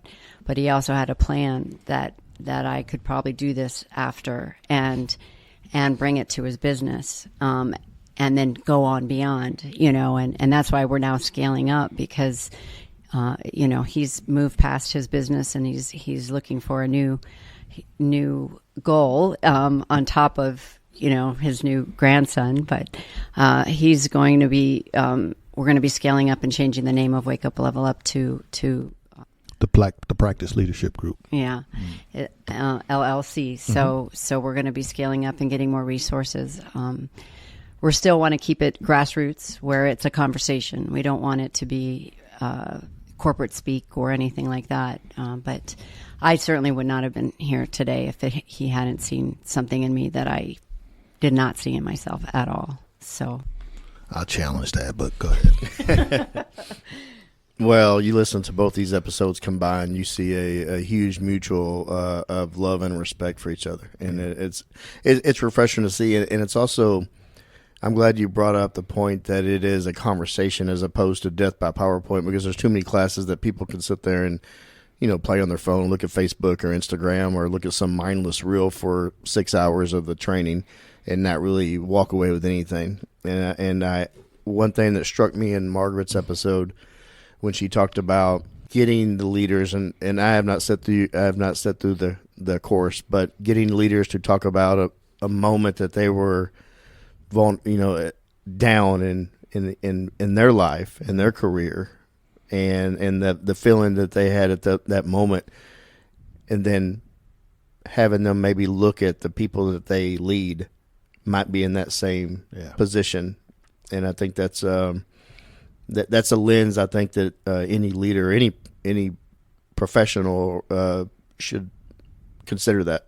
Yeah, and Margaret does a phenomenal job in leading discussions on that. And in a nutshell, and I'll let her expound on it, it deals with vulnerability. And you want to add to that, Margaret? Well, it's about building trust. Yeah. And, you know, I think we all talked about it last time about if somebody knows everything, then it's hard to trust that person. You know, there's a person that knows everything. Yeah, right. And part of trust, even with your friends or whomever is in your life, is being able to say, "I'm not perfect," and you know, there's different levels of vulnerability. We go a little deep with the vulnerability in ours for the purpose of building trust, but reminding people to show the human side of themselves as leaders so that people can relate to them more, and that builds that trust. Absolutely. As opposed to looking at every problem as a nail and you got to be the hammer. Yeah. Yeah. You know, because there's a lot of that, sadly. Yeah. Yeah. I want to go back to, we're going to get personal. Mm-hmm. I want you to talk about your family, you know, just because behind every man, about every one true professional, there is somebody they go home to. Yeah. And I just want to give you that opportunity to talk about your wife and the strength that she's given you in this journey that you're still on. Yeah, God bless her, that she deals with me. Yeah. So Anita Downing, we met in college. We talked about Troy. She was up there on the academic scholarship, and I was up there on sports. So that explains it, that she's the brains behind the operation. But you know, I'm proud to say that, you know, in this profession that it's pretty hard to maintain a marriage like that. And we've been married for 34 years. We just celebrated our 34-year anniversary. And listen, I tell you, she's a special person, and I wouldn't be where I was in law enforcement for her. I distinctly remember times, specifically when I was an agent in Houston starting off, and even when I was my first supervisor job in Atlanta, Georgia. I remember one time that, you know, I was working so much, and back then the bad guys always used pagers, right? So we would clone their pagers, and I had this government green notebook, and at one time I probably had 10 clone pagers attached to that notebook. Because we didn't have digital stuff, we had to literally write down the incoming calls in this book. And we were out to dinner, one of the few times that we were out to dinner, because we couldn't afford to go out that often. So we're out to dinner, and these pagers are just going off, and of course I'm looking at the pagers, and I'm trying to talk with my wife and my 2 kids, and she looks at me and she says, we get home that night actually, and we're at the house, and she looks at me and she said, you were there, but you weren't there. She said, it's something has to change. And it was at that moment that the light switch for me went off, that I had to do better as a husband, and I had to do better as a father. And I endeavored to do so. And I took that conversation and I moved it forward when I first got my first supervisor position. It was the first thing that I asked when I reported to Atlanta with Denise and others, my backup supervisor. Do you guys have kids, and do you guys coach? Yes, I coach my kid in soccer. I have a kid that's in the band. I go all these different functions. I said, well, the one thing I'll promise you is you won't miss another one. Because when it's time for you to go out to go to baseball practice, you go. We'll hold down the fort on surveillance. Call me before you come back. If we've cut surveillance, you don't come back. If we need you, you come back out. And I say all that to say that, the lives that we lead in law enforcement, it is really tough on our families. My wife is a trooper. She never stopped any opportunity that I had. She had one place, and I won't mention it, that she refused to go to on the transfer.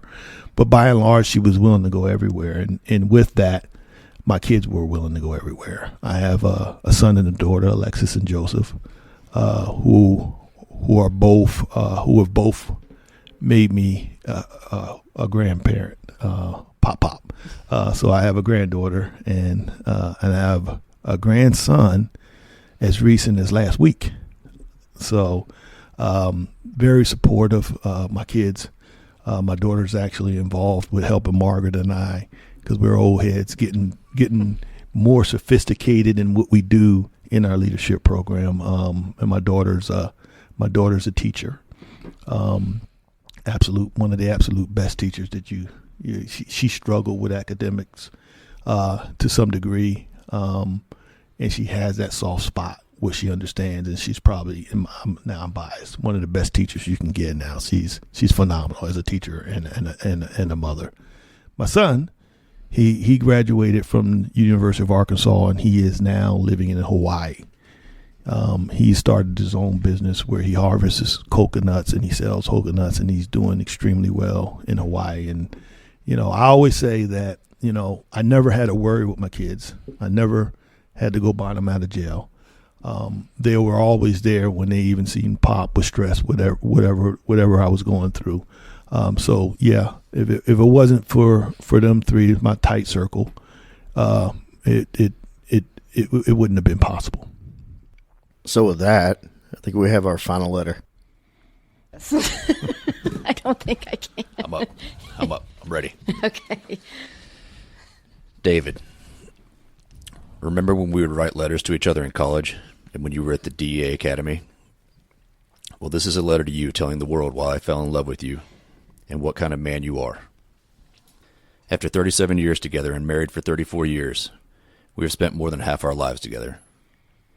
We have grown both individually and collectively in so many ways. I see the same man I met in 1986 that I see today. You are confident, witty, compassionate, and so selfless. You are the perfect husband to me, the perfect father to our 2 children, and the perfect pop to our 2 grandchildren. Even though I did not work outside of the home for many years, you would always manage to make me feel like I was an important part of your career, especially when I would hear you say things like, I was a better agent because my wife stayed home with the kids. Whenever you were up for promotion and it involved a move, you would say, I have to discuss it with my wife. We would always discuss the pros and cons of the move.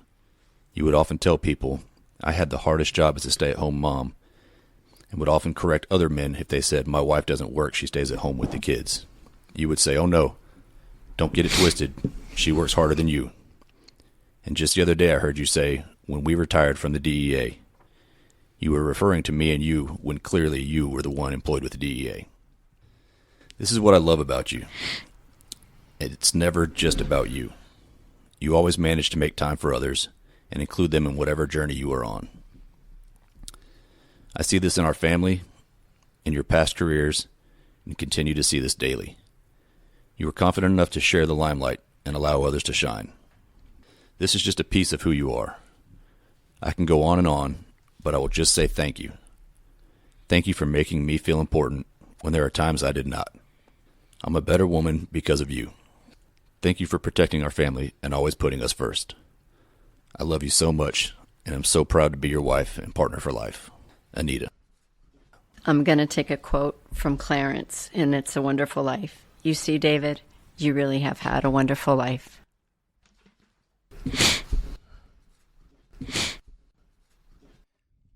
David, we just went on a very long journey, an emotional journey, and it is a peak in your life. And I know the listener, we've been here for 2 hours, and the listener's getting a little idea and a little glimpse into your life and your world, and personal and professional. I am walking away from this incredibly impressed with your selflessness and your dedication to making people around you better. So thank you for that. Thank you. I've got a final question here for you. It says, can you give some words of wisdom to leaders out there that you believe it's crucial for them to learn so they can be the most effective leader, but also prioritize taking care of the people below them? Yeah. I'm probably going to regurgitate something that I said earlier because it's kind of like the hallmark of what I believe that you should embody or observe as a leader. And that's simply that when you're cast into that leadership position, it's no longer about you. That notion that you are, and you call it what you want. You can call it servant leadership. You can call it what I think it's just understanding that when you become a leader, you have an absolute obligation to lead and lead at the highest level. I always say that when you realize these positions, there was inevitably somebody somewhere who's seen something in you and decided that, hey, I'm going to proffer a recommendation for this person because I believe that they will be an outstanding leader. So the question that I have for leaders who just became leaders, or leaders more importantly that have been leading for a while, is a simple question. And that question is, are you servicing that recommendation debt? Are you doing the best that you can do to pour into and affect lives positively, specifically those that you're charged to lead? Hey brother, hey sister, I'll never give up on you. Hey Mrs., hey mister, I'll see this all the way through. No matter how far the sun and the moon, I'll never give up on you. Down when you're lonely, I'll pull you up. Life leaves you heavy when the going gets tough. I'll be your shoulder, together we'll run up from the bottom, yeah, we'll rise above. Hey brother, hey sister, I'll never give up on you. Hey Mrs., hey mister, I'll see this all the way through. No matter how far the sun and the moon, I'll never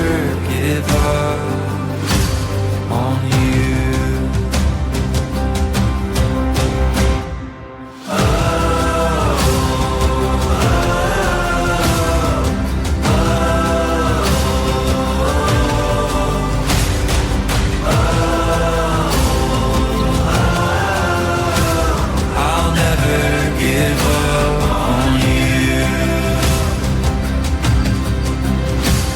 Hey brother, hey sister, I'll never give up on you. Hey Mrs., hey mister, I'll see this all the way through. No matter how far, for the gold and the blue, I'll never give up.